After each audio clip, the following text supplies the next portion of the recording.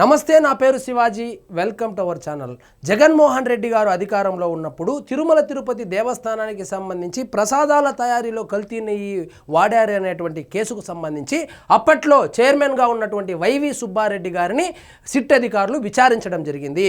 వాస్తవంగా ఆయన ఆంధ్రప్రదేశ్కు తిరుపతికి వెళ్ళి విచారణకు హాజరు కావాల్సి ఉండగా నాకు ఆరోగ్యం బాలేదు, ఆరోగ్యం సహకరించడం లేదని చెప్పి ఆయన చెప్పడంతో సిట్ అధికారులే డైరెక్ట్గా హైదరాబాద్కు వచ్చి ఆయన నివాసంలో తనిఖీలు చేసి అదేవిధంగా విచారణ కూడా చేశారు. ఆయనకు సంబంధించినటువంటి కొన్ని డాక్యుమెంట్స్ కూడా స్వాధీనం చేసుకున్నారు.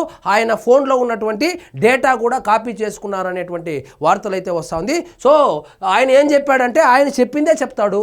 ఆయన ఏదైతే సాక్షి మీడియాలో చెప్తారో అదే చెప్పారు, అదే చెప్పాడంట కూడా. ఇక చూడండి, కల్తీ నెయ్యి వెనుక కథ ఏంటి, అసలు కల్తీ నెయ్యి కథ ఏదైతే ఉందో అసలు కథ ఏంటి మీరు చెప్పండి సార్. ఎందుకంటే మీరు టీటీడీ చైర్మన్గా ఉన్నప్పుడే ఆ కల్తీ నెయ్యితో ప్రసాదాలు తయారు చేశారని చెప్పి స్పష్టమైంది. మరి మీరు ఎందుకు చర్యలు తీసుకోలేదు? అసలు నందిని డైరీ నుంచి సరఫరాను ఎందుకు ఆఫ్ చేశారు? సరఫరాను ఆఫ్ చేసింది కాకుండా కొత్త వాటికి ఎందుకు ఇచ్చారు? కొత్త వాటికి ఇచ్చేటప్పుడు నియమ నిబంధనలు ఎందుకు మార్చారు? సో మీ చిన్న అప్పన్న, మీ పిఏ చిన్న అప్పన్న ఎవరైతే ఉన్నారో ఆయనకు అన్ని ఆస్తులు ఏ విధంగా వచ్చాయి అనేటువంటి ప్రశ్నల వర్షం కురిపిస్తే నాకేమీ తెలియదనే సమాధానం చెప్తాడు. అది తెలిసిన విషయమే. వైఎస్ఆర్సీపీ వాళ్ళంతా ఒకటే స్క్రిప్ట్ ఫాలో అవుతారు. అందులో ఈయన సీనియర్ కదా, ఈయనైతే కనుక ఇంకా బాగా చెప్పింటాడు. కల్తీ నెయ్యి కథ ఏంటి? టీటీడీ మాజీ చైర్మన్ వైవీపై ప్రశ్నల వర్షం. ఎవరి సిఫారసుతో నందినిని మార్చారు?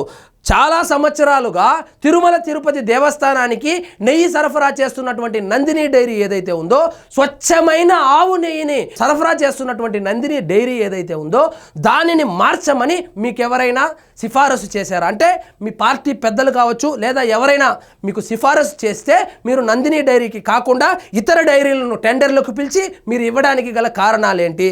మరి నియమ నిబంధనలు ఎందుకు మార్చారు? సో తిరుమల తిరుపతి దేవస్థానానికి సంబంధించి నెయ్యి సరఫరా చేయాలంటే ఆ డైరీకి కొన్ని క్వాలిటీస్ ఉండాలి.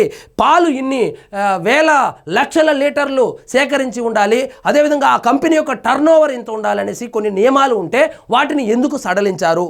వాటిని సడలించి బోలేబాబాకు ఎందుకు ఇచ్చారు? బోలేబాబా నెయ్యి ఏదైతే ఉందో అది కల్తీ నెయ్యి అని తెలిసి ల్యాబ్ రిపోర్ట్ వచ్చిన తర్వాత కూడా అదే డైరీని ఎందుకు కంటిన్యూ చేశారు? 2024 వరకు కల్తీ నెయ్యి సరఫరా చేస్తున్నటువంటి కంపెనీలకు మాత్రము మీరు ఎందుకు ఆ కాంట్రాక్ట్ను పొడిగించారని చెప్పి సూటిగా ప్రశ్నలు అడిగితే ఆయన మాత్రం సూటిగా అయితే సమాధానాలు చెప్పినట్లేరు. తిరుమల శ్రీవారి లడ్డూ ప్రసాదానికి వినియోగించే నెయ్యి కాంట్రాక్టులు ఎవరెవరి సిఫార్సుల మేరకు కుదిరాయి? కొందరికి అనుకూలంగా ఉండేలాగా షరతులు మార్చడంలో అప్పటి టీటీడీ చైర్మన్గా మీ పాత్ర ఏమిటి? మీ పాత్ర ఏమిటి ఏంది సార్? 250 కోట్ల రూపాయల నెయ్యి కొనుగోలు చేస్తూ ఉంటే ఒక చైర్మన్కు తెలియకుండా, ఒక ఈఓకు తెలియకుండా ఆ డబ్బులు ఏ విధంగా రిలీజ్ చేశారు, ఆ టెండర్ ఏ విధంగా ఓకే చేశారు, అదేవిధంగా నెయ్యి కల్తీ వస్తూ ఉందని తెలిసినా కూడా దాన్ని ఎందుకు బ్లాక్ లిస్ట్లో పెట్టలేదు?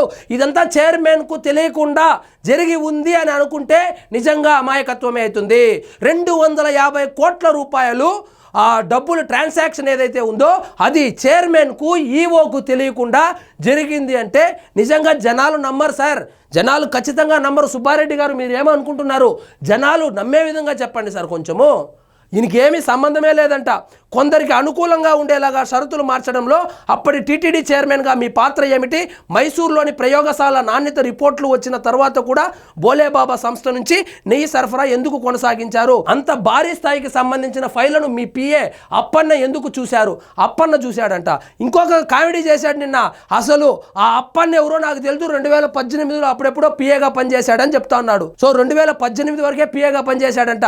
అంటే ఏంటంటే సో 2019లో జగన్మోహన్ రెడ్డి గారు ముఖ్యమంత్రిగా ప్రమాణ స్వీకారం చేశారు కాబట్టి ఈయన తప్పించుకునేదానికి 2018 వరకే అప్పన్న ఆయనతో పనిచేశాడని చెప్పేశాడు. వేలల్లో జీతం తీసుకుని ఆయనకు కోట్ల రూపాయల ఆస్తులు ఎలా వచ్చాయి అంటూ వైఎస్ జగన్ బాబాయి టీటీడీ మాజీ చైర్మన్, వైసీపీ రాజ్యసభ సభ్యుడు వైవి సుబ్బారెడ్డిపై ప్రత్యేక దర్యాప్తు బృందం అధికారులు ప్రశ్నల వర్షం కురిపించారు.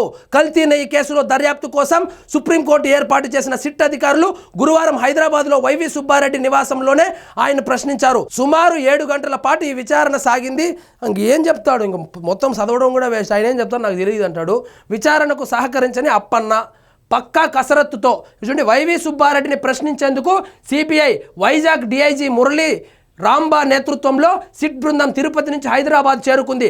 గురువారం ఉదయం 10 గంటల నుంచి సాయంత్రం 5 దాకా విచారణ జరిగింది. ఈ సందర్భంలో వైవి నివాసంలో టీటీడీకి చెందిన పలు డాక్యుమెంట్లు, ఆయన బ్యాంక్ పాస్బుక్లు స్వాధీనం చేసుకోవడంతో పాటు ఆయన మొబైల్ ఫోన్ నుంచి డేటా కూడా కాపీ చేసుకున్నట్లు తెలుస్తోంది. సో మొత్తానికి సుబ్బారెడ్డి గారు కోర్టు నుంచి తప్పించుకోవచ్చు గాక కలియుగ దైవమైనటువంటి శ్రీ వెంకటేశ్వర స్వామి దగ్గర నుంచి తప్పించుకోవడం మాత్రం కుదరదు. సో మొత్తానికి ఈ వైవి సుబ్బారెడ్డి గారికి సంబంధించి ఆయన చైర్మన్గా ఉన్నప్పుడే దాదాపు 250 కోట్ల రూపాయల కల్తీ నెయ్యి కొనుగోలు చేశారని చెప్పి ఆరోపణలు వస్తుంది.